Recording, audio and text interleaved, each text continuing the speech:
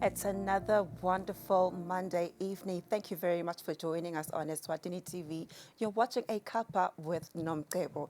Today I am sitting with a dynamic woman, and I know that most of you, as soon as you see her face, you're going to relate to who this woman is. But without much further ado, let me just quickly introduce her. Her name is Nontobeko B. Mbuyane. She is a CEO and a co-founder of Bees Beauty Heaven. She's also a qualified communication specialist, and the most exciting part, a very new activity that she's actually working on. She owns a football club. Yes, you heard it. We have our own powerful woman that is actually tapping into that genre, of sports. Nontobeko, thank you very much for joining me in the studio today.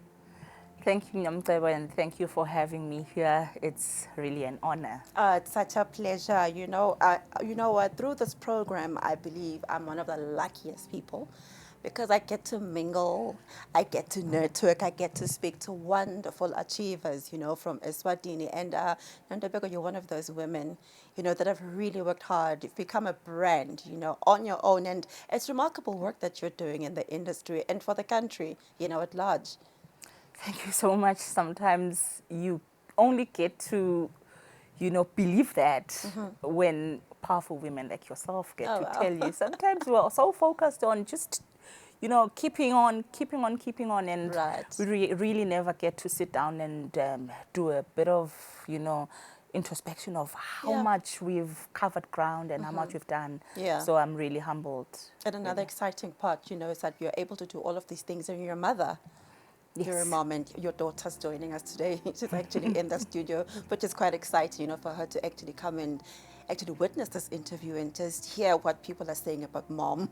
Yeah, that's the greatest title by Right. far. Yeah. I know. So just quickly, let's just get to know who Nontobeko is. Yay! That one seems like a very simple question, but believe me, you each time a person asks me who I am, I struggle to answer that. And Right.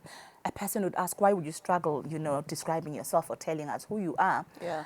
The reason is because I am just too many things. That's when I realized how much work I've done, Right. how much of a busy and driven person I've become. Wow. So, in a nutshell, Nontobeko is just that girl from Eswatini Lambabane, where I grew up in a household that was headed by my grandmother. Right. Yes, I had no father figure around. It was just me and my grandmother. What's interesting, or what's a highlight here, is that as I was growing up with my grandmother, I was being raised in a shibin, a sportini. Yeah. So there are two women here, my grandmother and myself as a very young girl. Yeah. And just, I want you to take note of the environment. Yes. As shibin. Yeah. And regulars of a shibin, mostly, or then men. So the figures that were of men around me were those that were drunkards, those that had come as our clients in our shipping. Right. Yeah, so that's the first character formation for me. Younger, location is Dwashini. Yeah. Household, the several men. Yeah. And these men are under the influence. How was that environment for you, honestly speaking? Yes, How as was as I'm saying that is the first character building kind of phase of my life. Right. That environment is one of the environments that shaped who I am in terms of my strength. I am one strong woman. Right. Why? Because I had to live each and every day trying to protect myself from. I can imagine because you Yes. should have been exposed to A quite a lot. number of unfortunate, situations. Yes, yes. Right. And fortunately so, I don't have a case where I was violated or anything done to me. But that is not because the behaviors were right. The behaviors were so unjust, but because I was taught the art of survival, Right. the art of fighting from that age. So I grew up having had to protect myself from the minute I wake up till Yeah. bedtime because, things were happening from morning till bedtime. So I Yeah. learned to protect myself.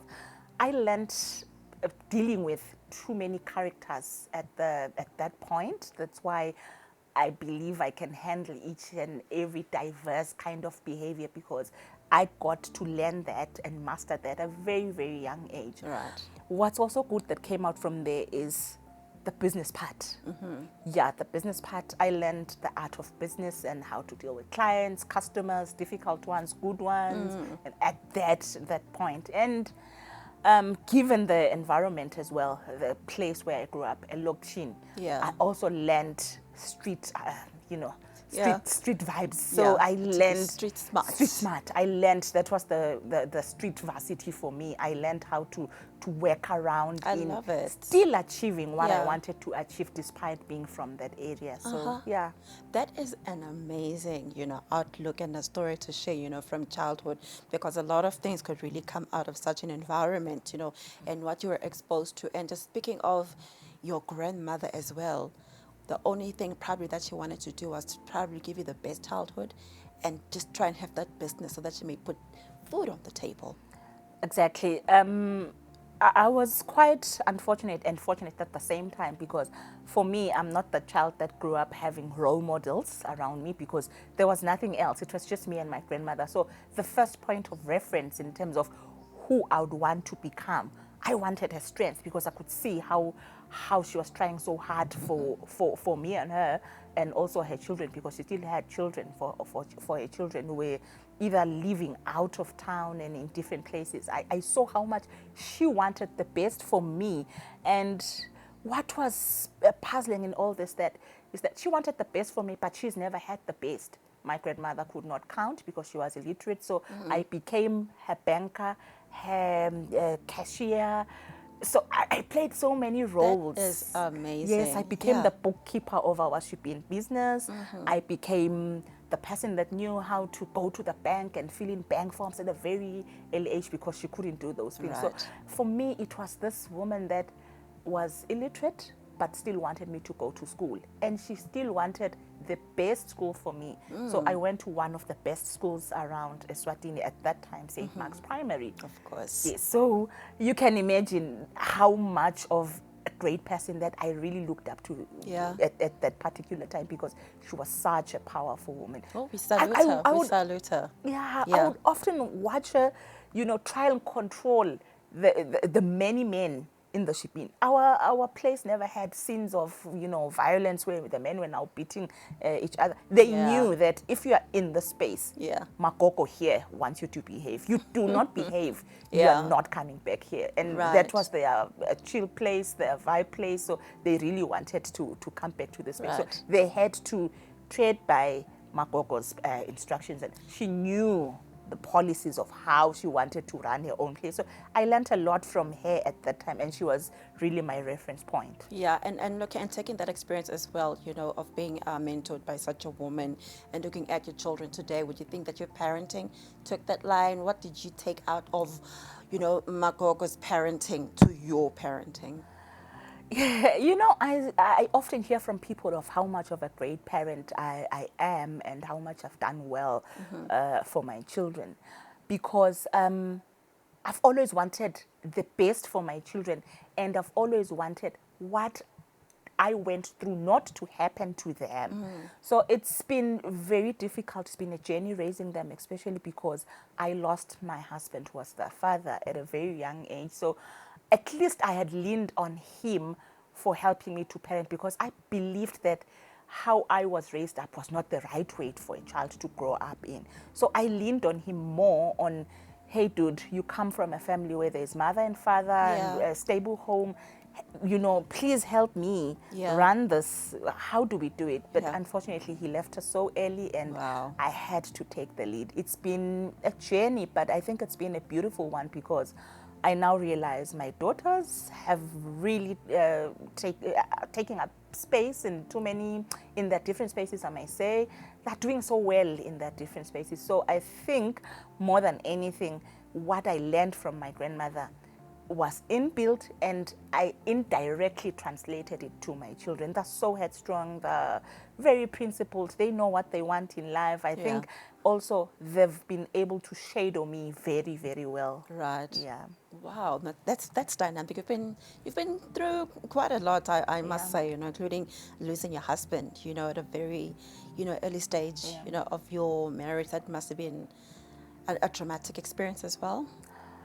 One that has been very hard to get back from, especially because that was my first taste of stability. Right. It was the first space where I got to have family or life where I felt safe. Yeah. Because honestly, Nontobeko, as I've been telling you how I grew up, I've grown up having to fight for my protection all my life. So I've always felt so unsafe, such that even at this point, I still do feel a bit unsafe. There are a bit of triggers here and there, when it comes, are you safe? Yeah. So I always go an extra mile in trying to protect myself. So Yeah. with my husband, it's the first point of feeling safe, stable, and of course having to feel like this man is safe for you. You are safe here. This man is not going to do anything that anyone did to you when you Yeah. were growing up. So unfortunately, he left me too soon. But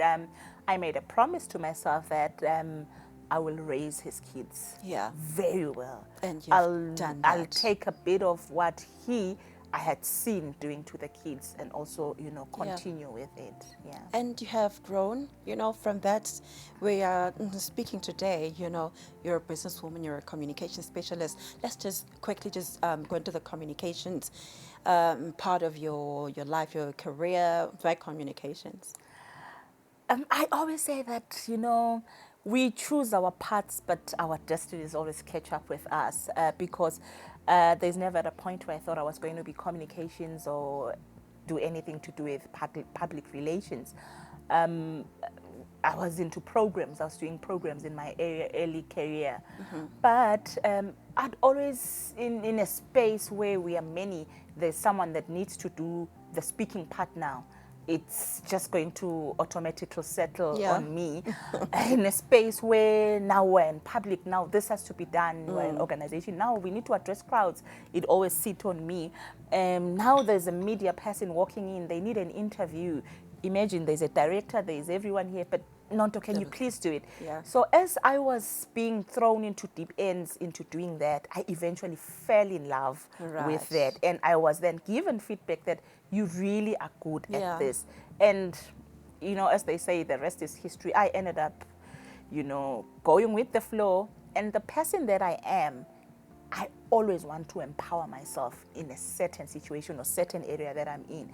I then wanted to go deep into this communications aspect that has already found me. So I started now, empowering myself around it, capacitating me around it, doing courses here Yeah. and there, trying to ensure I read so much on it, and turns out it worked pretty Yes. well. And Yeah. you've served, in quite a number, of big companies, more especially in SOS Children's Better. At some point you did work with them.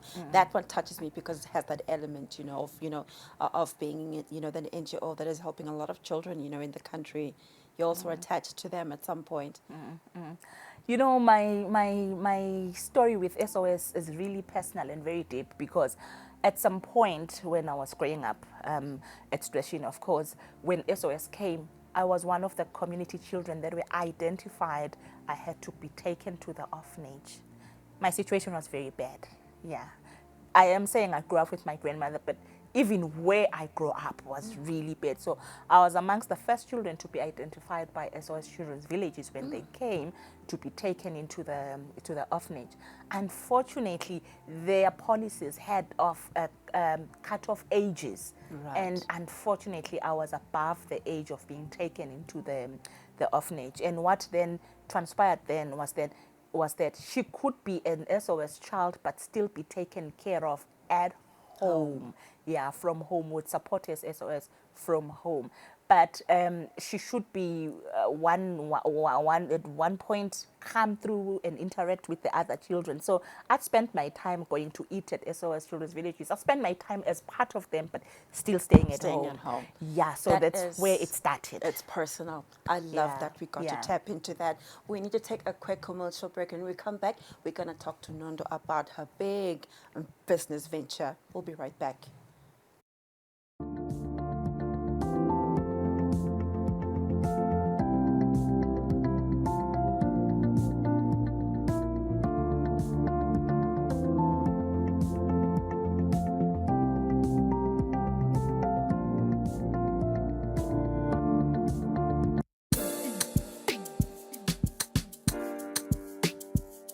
Welcome to the ultimate guide to your weekend entertainment. Get ready to groove with us as we bring you the hottest music videos and exclusive interviews with your favorite celebrities.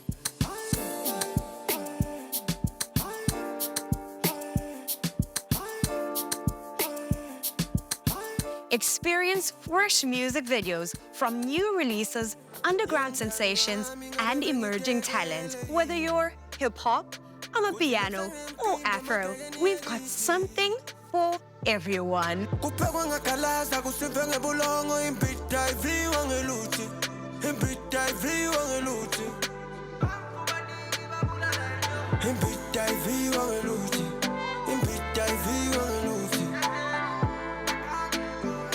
And if you've missed out on any of the excitement, don't worry, we've got you covered. Join us for an electrifying journey through the music scene. Relive the magic and get inspired for your next weekend adventure. You got me stuck on you. Agusafumi, agufuming tule. Bizing ya di Buddha, bizing ya di Penya, bonke kwa mikya kalela. So tune into This Week at Eswatini for a weekly dose of music, entertainment, and unforgettable experience. Get ready to groove because the weekend starts here. You got me stuck on you. Come on, it's a simple song. Sing with me. Say, you got me stuck on you.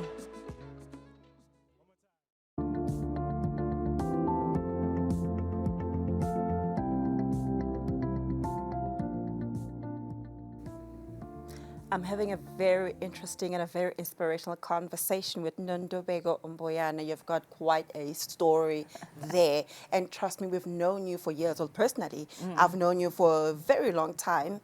But, you know, getting to unpack you and knowing your big story is so motivating. And thank you very much for being this powerful and dynamic woman and agreeing to actually share that aspect of your life. Let's talk business now. You are a whole CEO and a founder of Bees Beauty, Heaven, and Bees Globta Spa Group. It's a lot, hey? And it's a beauty center, you know, that is based in Balani. But, you know, we're just having this conversation, you know, while we're on commercial break, that you started your business when you were 10 years old selling peanuts. Yes. Lovely. Let's start there. Nomcebo, for me, business has been the easiest things to do because I know nothing else that a person can survive on except for business. Remember, my first, you know, interaction with business was growing up with my mother. We were selling alcohol there. So as we were selling alcohol in the shipping, I quickly had to look at something that could be mine, that would complement what my grandmother does. Yeah. And that's when the peanuts business started. Right. I felt that, okay, these men or these people here always want something to nibble. Yes, they keep asking my grand, what do you have there? So what if I can have something around that? So my first business was through a packet of peanuts. Right. We started the peanuts business. It was flying off. We started doing more. It's just that it didn't end there. There was more now. I did peanuts. I did chicken feet. Yes, and chicken feet, I would actually even go to, especially there was a soccer stadium, soccer ground nearby. So when the teams were playing, I would take my peanuts, do chicken feet, and go and sell. And then it also upscaled to Wow. fish, fried fish. So that girl that would sell chicken feet, peanuts, roasted peanuts, and wow. fish. And Look at that you. I would ask my grandmother to at least have a day off from being her Yeah. assistant, that is Saturdays, because she would also be very mindful that whatever we're doing does not disturb school.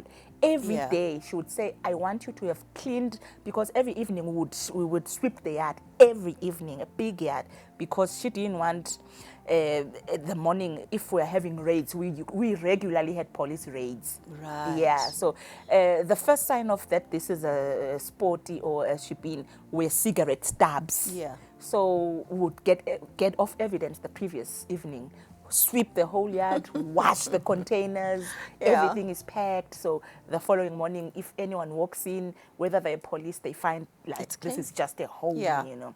So I then would, 6 o'clock, I'm done with everything. I'm focusing on my studies.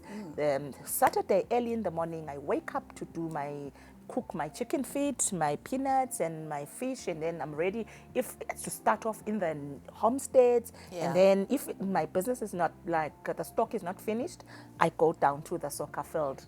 And by the end of the day, I have money. And guess what? That money is not just for me buying sweets or anything. Yeah. It's going to supplement what my grandmother cannot afford. Yeah. Getting me toiletries, getting me paying for my school Wow. trips, trying to, because I went to a very good school with children that were coming Yeah. from well-to-do families, Yeah. trying to match up as well, you know, that when they're bringing polony and bread Yeah. as their lunchbox, I'm also, you know, trying Wow. to get that as well. So that would Interesting. only come from the extra income that I would do as part of my business. So Yeah. that is where Nondo, the businesswoman, started at Yeah. 10 years with my That peanut is business. very inspirational. And now we're talking your beauty business. Let's talk about that one. Yeah, as a person, I've always known that the easiest way of living is through business. And from an early age, I knew very well what I wanted to become and do. But maybe I would have not known how to get there. But I had my dreams family. As I was doing everything, I knew that I wanted to be in business. Yeah. I knew that I wanted to appear on TV, strangely. Yes, there's a difficulty that I had Yeah. with watching TV. I watched TV from a neighbor's window. So there were so many questions that I had on how do these people get into TV. And sometimes when I was watching, I'd just see the curtain come through, that closed the curtain, and that was the end of me watching wow. my whatever. wow. At that time I was Yeah. Tumo. Oh, So I wow. vowed inside that I am not going to only own the TV. Yeah. I'm going to even appear Oh, in my the TV. word. So those were things that I promised myself. So as I was growing up, went to school and everything, I would always be found selling something. At school, I was selling sweets. High school, already there were things that I was selling. So for me, naturally, it was part of my DNA. I Yeah. had to do something. So as I grew up, I realized that I would always admire beautiful women from the TV, of course, because I was really fascinated by TV. So I wanted to either become them or be like them, or just be someone that's around beautiful people. So that's how the business part came through. I always was looking for something to make me beautiful or make others beautiful. Yeah. So that's how I fell in love with beauty. So from my beauty business, I started off by selling hair. Right. I remember I was the first person actually in the country to sell Brazilian hair. Hey. Yes, those kind of things. Yeah. So as I was tapping into the beauty space, I then realized there's more that I could do. So I started loving my skin. I always experiment with skin, the makeup and all. But then I felt like I loved just a beautiful person in their own without makeup or anything. Yeah. So I was working for a UN agency at some point, and at that point when my contract ended, I did not want any renewal. I just randomly took off to Asia, South Korea, Wow, to look at study you. aesthetics. That's the Yeah. skin, that's the studies And on the beauty. IV therapy. Yes, that's when I got there. I've been Googling and researching about, courses and all, and the countries that have best skin treatments and, Yeah. that really have a lot that they're doing on skin. And I found South Korea to be one of them. Actually, I just settled on it. There, I applied for in a college. I went, got myself, a course. I went, studied, and the lecturers and some of the administration picked how much financially unprepared Yeah. I was, Yeah. but they also picked my passion.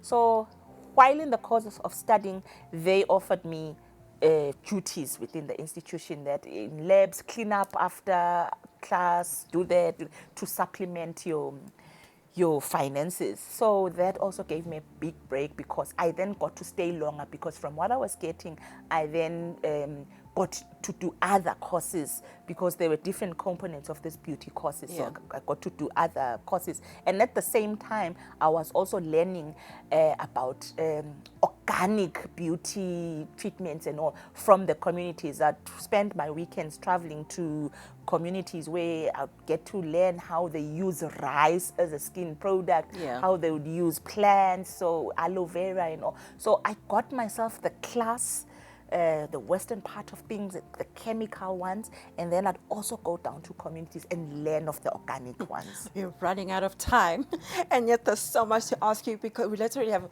few minutes left. I just want you to quickly talk about the football club that you have started. Very exciting news. Let's just quickly share that information. The country needs to hear this part. Football for me, my husband was a football player at that point. But for me, with Strashini and football, it was me trying to say, what community responsibility can I play now? I saw the dynamics that were happening to the boy child in my community, and I felt that if we could just have an initiative that would take them from alcohol, take them from the street life, gangsterism and all. Yeah. And I knew that when they are absorbed or distracted by something, they'll really be out of these activities. That is where then I came up, I joined, because the football team was already there. I just talked to those that were doing it, and I said, you know what, I want to extend my support, lend my hand into this activity. Yeah. And then the rest is blew history. up. And Yes. now you won. Yes, we won National First Division. Eswatini United were now in the Premier League. And believe me, when there's a woman involved, everything just, goes to excellence. So, yeah, the can boys I are up say? in Premier League now. It's been great. Nontobeko, there's so much for you and I, to speak about this conversation has been very, very interesting. And I do hope that maybe next time you can come back, and just talk further, with you. I think there's so much that, the country and the girl child can learn, from this interview. Thank you very much for joining me on the couch. And thank you to everyone who's been watching this show. Nontobeko, a wonderful woman. And I hope that you've all been inspired. It's not about where you begin. It's about where you end. Thank you for watching. Good night, Eswatini, and it's love and light. Thank you.